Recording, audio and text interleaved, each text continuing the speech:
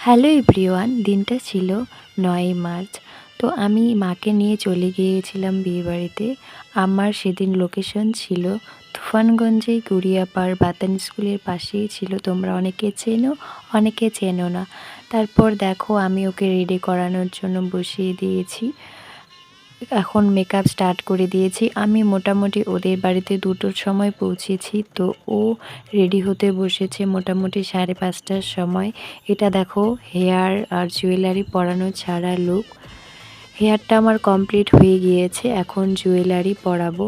ওকে কেমন লাগছে তোমরা অবশ্যই কমেন্ট করে জানাবে। আর আমি তো পোস্ট করেও দিয়েছি, পুরো লক্ষ্মী ঠাকুরের মতো লাগছে ওকে দেখতে। আমি নিজেও দেখে চোখ সরাতে পারছিলাম না। এটা হচ্ছে ওর ফাইনাল লুক।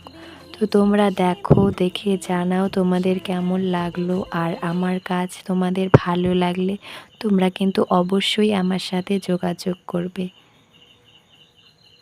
তো এবার ওর মুখ থেকেই শুনে নাও ওর কেমন লেগেছে।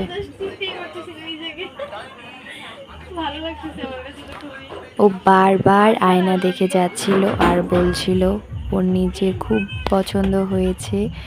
বোনটার বাবাও বলছিল খুব ভালো হয়েছে। এই কথাগুলোই তো আমাদের সব থেকে বড় পাওয়া।